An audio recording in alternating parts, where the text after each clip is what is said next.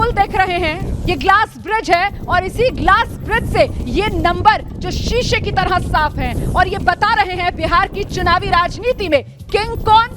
नीतीश कुमार। अब की बार बिहार में किसकी सरकार? एनडीए सरकार। बिहार के रण में तेजस्वी प्रण फीका पड़ा। बिहार के रण में जो एनडीए का संकल्प था वही सिद्ध होता हुआ नजर आ रहा है। फिलहाल एनडीए 142, महागठबंधन एनडीए के मुकाबले बहुत पीछे। आप देख रहे हैं अभी महज 72 पर ही महागठबंधन है और एनडीए 142 पर पहुंच गया है। तेजस्वी प्रण फीका, एनडीए का संकल्प सिद्ध हो गया।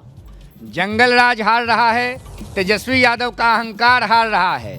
बिहार में सुशासन की सरकार आ रही है। मोदी जी और नीतीश जी का संकल्प जीत रहा है।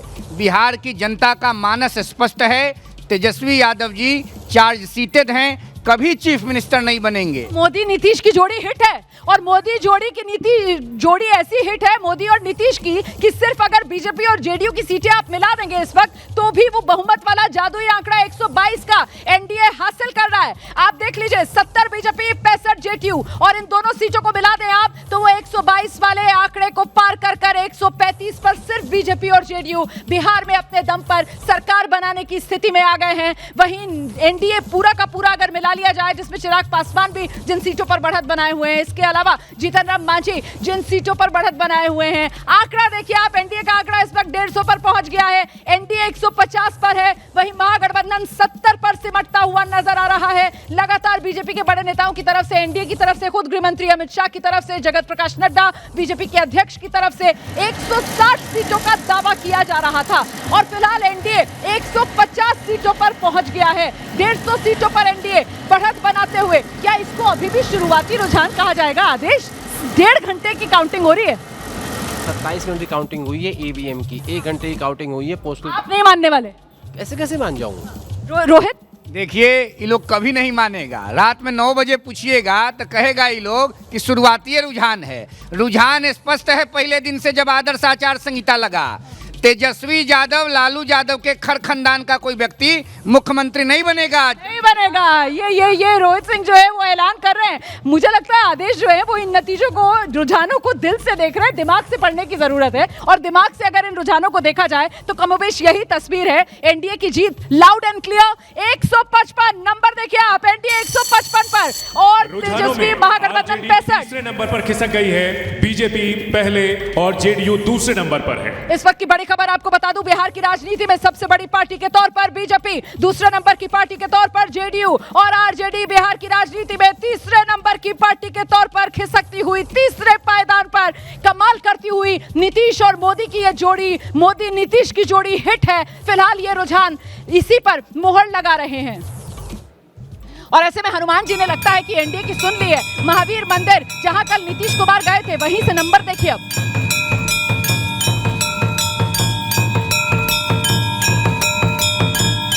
तो ये नंबर आपके सामने है, महावीर मंदिर पटना का ये मंदिर आप देख रहे हैं, हनुमान जी का मंदिर है। नीतीश कुमार आशीर्वाद लेने कल इसी मंदिर में गए थे और ऐसा लगता है कि हनुमान जी ने पूरा आशीर्वाद नीतीश कुमार पर बरसा दिया है, एनडीए पर बरसा दिया है, क्योंकि एनडीए के चेहरे के तौर पर नीतीश कुमार ही थे और लगातार बीजेपी की तरफ से भी, एनडीए के सभी साथियों की तरफ से भी 2025 फिर से नीतीश, इसी बात को दोहराया जा रहा था। हालांकि विपक्ष औपचारिक तौर पर नीतीश के नाम का सीएम उम्मीदवार के तौर पर ऐलान एनडीए क्यों नहीं कर रहा, इस बात को लेकर एनडीए को घेरने में जुटा हुआ था और इसी चक्कर में खुद हमने देखा महागठबंधन की तरफ से बाकायदा प्रेस कॉन्फ्रेंस करके तेजस्वी यादव के नाम का सीएम उम्मीदवार के तौर पर ऐलान किया गया, मुकेश सहनी के नाम का ऐलान किया गया और जुगत यह लगाई गई कि वो ईबीसी वोट जो नीतीश कुमार का वोट माना जाता है उसमें कहीं ना कहीं सेंधमारी की जाए, लेकिन ऐसा कुछ होता हुआ नजर नहीं आ रहा। नंबर बदल गया, एनडीए 160 पर, वो दावा जो लगातार एनडीए की तरफ से किया जा रहा था 160, एनडीए ने टच किया 160 का आंकड़ा, महागठबंधन 60 पर। 100 का फासला इस वक्त एनडीए और महागठबंधन के बीच बड़ी जीत की तरफ बढ़ता हुआ। एनडीए महागठबंधन के मुकाबले बिहार में काबा, बिहार में नीतीश बा, नंबर लगातार बदल रहा है। एनडीए 160 पर है, महागठबंधन 60 पर सिमटता हुआ फिलहाल नजर आ रहा है। पटना मेट्रो नंबर के साथ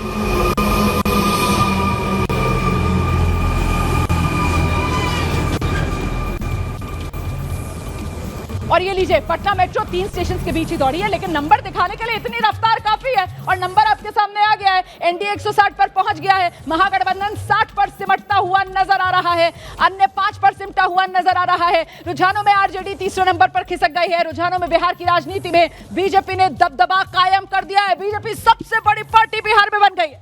मुझे लगता है कांग्रेस को सीखना चाहिए कि सब्र राजनीति में कैसे किया जाता है और सब्र का फल मीठा होता है, ये सुना था। बीजेपी ने करके दिखा दिया। बीजेपी ने करके दिखाया। जेडीयू को बड़े भाई के रूप में प्रस्तुत करने के बाद आज भारतीय जनता पार्टी बड़े भूमिका में दिखाई। कोई सोच नहीं सकता था कि बिहार की राजनीति में बीजेपी सबसे बड़ी पार्टी के तौर पर उभर कर आएगी। बीजेपी ने कमाल कर दिया।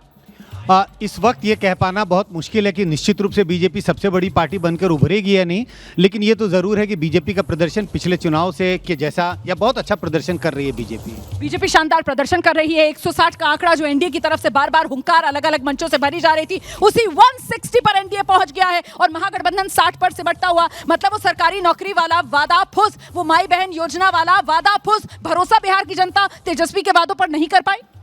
बिल्कुल, तेजस्वी अपने आप को एक फॉर्मिडेबल ऑल्टरनेटिव की तरह नहीं प्रेजेंट कर पाए।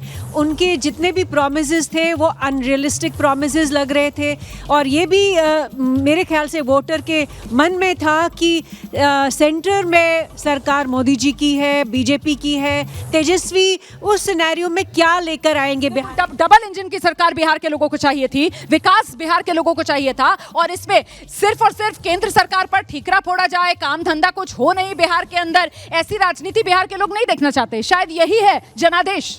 पहले तो मैं कहूंगा रोमाना जी इलेक्शन कमीशन को बता दीजिए, मैं 167 ही दिया था आंकड़ा, 60 आप अभी पहुंचा दिए घंटे। सर अब आप मुबारकबाद ले लीजिए, पहले आप ले नहीं रहे थे। मैं आपको एबीपी न्यूज की ओर से औपचारिक तौर पर मुबारकबाद दे देती हूँ। रुझानों में तो ये दिख रहा है कि शायद हमारे आंकड़े है। और दूसरा आपका प्रश्न था कि लोगों ने विश्वास किया नहीं बेरोजगारी का। देखिए, बेरोजगार दो तरह के आजकल चुनाव में मिलते हैं। एक ये बेरोजगार मिलते हैं जो हर चुनाव में बेरोजगार रहते हैं और दूसरा वो बेरोजगार है जो सही पढ़ लिख कर रोडों पर घूमता है, लेकिन उसको देखता है कि मुझे जो देने वाला है वो किस तरीके से देगा और क्या है। तो यदि वो पढ़ा लिखा है तो समीक्षा करता है कि जिन्होंने घोषणा किया वो कैसे पूरा करेंगे। तो वो जो बेरोजगार थे, जो पढ़े लिखे बेरोजगार थे, वो एनडीए की तरफ से जाते हुए दिख रहे हैं और जो बेरोजगार हर चुनाव में होते हैं वो आरजेडी की तरफ जाते हुए दिख रहे हैं। मतलब हवाई वादों की दौर नहीं चला और ऐसे में विश्वास और भरोसा जीता और विश्वास और भरोसे का नाम फिलहाल बिहार में सिर्फ एक ही है और वो है नीतीश कुमार। यही साबित हो रहा है एनडीए के 160 के नंबर से। नीतीश कुमार और प्रधानमंत्री मोदी दोनों, बीजेपी ने भी बड़ी मेहनत की, चाहे प्रधानमंत्री मोदी हो, अमित शाह हो। देखिए, मुझे लगता है मुद्दे आरजेडी और कांग्रेस ने गलत चुन लिए। इनके जो पोल कैंपेनर्स थे, चाहे संजय यादव हो, चाहे सुनील सिंह हो,